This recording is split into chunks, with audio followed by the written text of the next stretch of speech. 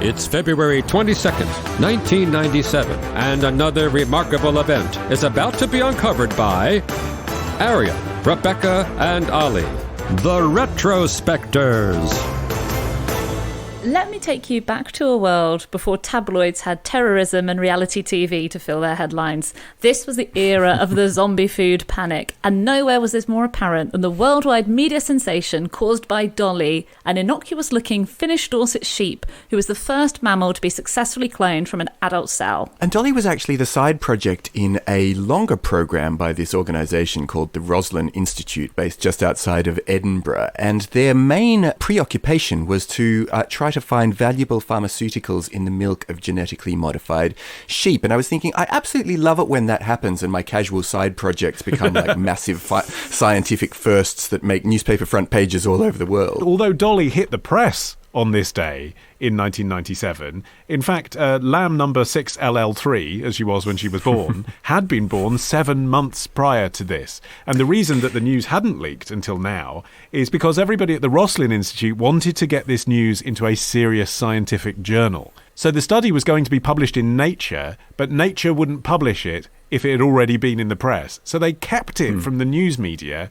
And then it came out on the front page of The Observer, Sunday paper here in the UK, and the world's press descended on Scotland. Yeah, they had sent press releases out to journalists with a strict instruction not to leak the news before the 27th of February. But on the 21st, the team at Roslin was tipped off that Robin McKee, a journalist at The Observer, was going to break the story the very next day. So this led to the very surreal sight of a hastily convened sort of, I want to say press conference, but you can't really have a press conference when the main star is a non-talking mammal. I don't know. Did you see Michael Jackson's last one?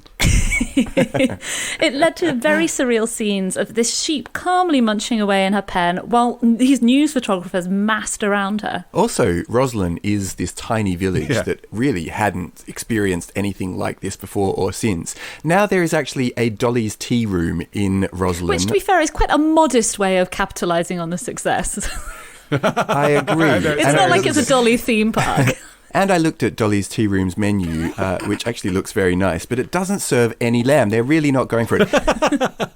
Well, Dolly is significant scientifically, though. It's not just that this was a media scrum, because there had been more than 400 attempts to create a cloned animal even in this lab. And previously, cloned animals that they had created had been born and died. Dolly was the first to make it, basically, and the first to be reported on, really, since a frog had been cloned in the 1960s. So this came as a surprise, not just to the world's media, but also to the scientific community, who thought it might be possible, but weren't expecting it to suddenly get announced. And it's important that Dolly was the first mammal to be cloned, as opposed to those frogs that were obviously reptilian. And that speaks to what was actually the important breakthrough of the successful cloning of Dolly. So Dolly had technically 3 mothers. So the way that this was done is that a cell from a mammary gland, so from an adult sheep, was removed from one donor sheep. It was then placed in an egg cell from another donor sheep, which had had its nucleus removed. So you've got the DNA from sheep A and the egg of sheep B, and then what they used, because obviously cells divide, and that's what eventually turns into the fetus. That process was kick-started via electric shock, and then it was implanted in a surrogate sheep C. So the important thing that this showed was that it was possible to clone using a mature adult cell rather than using embryonic stem cells, which obviously for many reasons has been extremely controversial, not least of which the embryo usually has to be destroyed after it's been experimented on. I mean, the real thing that innovated with Dolly was the fact that she had a name. I'm not saying it wasn't significant, but I do think the reason it got latched onto was they gave her a name, and then everyone in the world knew what this was. If she had been born and kept the name 6LL3, I don't think that would have caught on. I must say, when I saw that experimental name, it did have me trying to, at least in my mind, flip my mental calculator to see if they had gone for another risque thing, like sort of, when you type out 58008 and it spells boobs when it's upside down. Yeah, so we should say, so she was called Dolly, if you don't know, because the cells she was made from came from a mammary gland.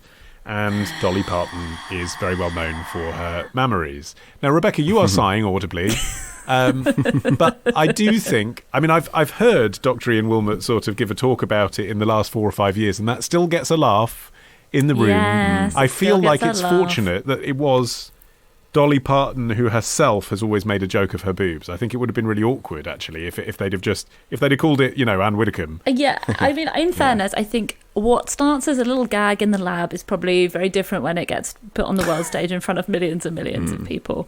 Wilmot has had to, I swear, he's had to answer almost as many questions about that as he has about actual cloning. But he has stood by it. He said he still thinks it's a good gag. Can I say, though, in defence of him, that he is my now favourite major scientist to see interviewed, because he is so British and he underplays everything. He gives one-word answers to really long questions, and he sounds a bit like Alan Bennett. Yeah, apparently at this he sounds ace. Apparently at this media circus where all these reporters and photographers turned up to see Dolly, according to People magazine, Wilmot waved his hand at the reporters and said, "You'll all be gone by tomorrow." Well, that may be the case, but actually the story precipitated obviously all of those front pages all around the world, but then there were parliamentary inquiries, a study by Bill Clinton's Commission on Bioethics, and also there was this revision of the UK Human Embryology and Fertilisation Act to explicitly ban human cloning. And I think all of those reactions go to the fact that this was a thing that in a lot of people's minds was a foretaste, or a first step at least, of the idea that we might start cloning people. Yeah, so the fact that Dolly was a mammal became important because obviously humans are also mammals, and although no scientist in the world would tell you that there's an easy step from cloning a sheep to cloning humans, you wouldn't have known that by reading the tabloid reaction at the time, which had a tendency to run away with itself massively, predicting the imminent arrival of widespread human cloning and resurrecting the dead. Yes, there was a Time magazine front cover from the time, not a tabloid, with the headline, "Human cloning is closer than you think." That was the journalistic reaction to this across the board, was turn to sci-fi. Let's dial this up. Let's make this sexier. Could we have armies of human clones? And it's so weird because the science is extraordinary anyway, and what could be achieved by having cloned a sheep, which now has been achieved, is further experimentation to clone human cells, yes, but to test out cures for deadly diseases, not to make an army of like Korean dictators or whatever. It's just so weird that across the board, everyone, right up to President Clinton, jumped on, well, this means we're about to clone humans, when it definitely didn't mean that. Dolly, when she died at the age of 6. She was euthanized after developing a lung disease that doesn't seem to have been related to her origins as a clone. It was like a viral cancer, wasn't it? Yeah, her body was preserved and donated to the National Museum of Scotland for public exhibition, which is kind of funny given that she looks like a sheep. Yeah. I mean, you're turning up to see a taxidermied sheep. But I think you understand the significance of it. That, I'd go. I mean, Lenin looks like a corpse. I don't know, what's your point exactly? Or if you go to see anybody, that's what you're looking at. I mean, a sheep is not Lenin.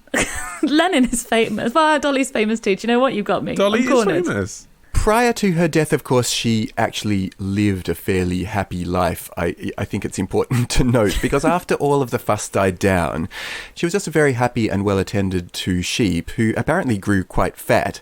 And she kept receiving visitors right up until her death. And her first fleece was gathered by a champion shearer at a public event and used to make a jumper promoting, and I think that it's so lovely that she chose this cause, a cystic fibrosis research project. So well done, Dolly. Apparently she became quite spoilt, though, according to Wilmot. I mean, you say she became fat. This is the backlash to Dolly's fame, isn't it? This is like Jennifer Lawrence all over again. Well, I do think there's some sort of microcosm of celebrity culture in this anecdote, but I'll let you unpick it. Apparently the only way to take her photo was to offer her food, because she's an animal, and everyone wanted to take her photo all the time. So she got fat because she was always being given treats so that she'd come over and have her photo taken, and just became used to the idea that she'd have extra snacks in addition to her meals. Well, apparently she's been preserved in her most glamorous form because she was stuffed after her death and then given to the museum. But she was stuffed in such a way that apparently she looks much thinner than she actually did throughout most of her life. Why? I don't know. How can we body shame a cloned animal? Maybe they were embarrassed about how much they'd overfed this poor animal. But as I say, what a legacy that all scientifically produced animals now get named. Since Dolly, we've had the first Chinese commercially cloned cat, Garlic, a pure-breed Hereford calf clone called Chloe, and Snuppy, an Afghan hound puppy, the first dog to be cloned. I was in South Korea.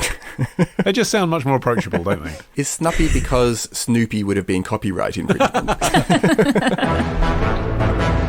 Tomorrow. But from the 2022 vantage point of endless porn at your fingertips, it seems pretty quaint. Love the show? Support the show. Patreon.com/retrospectors. Part of the Acast Creator Network.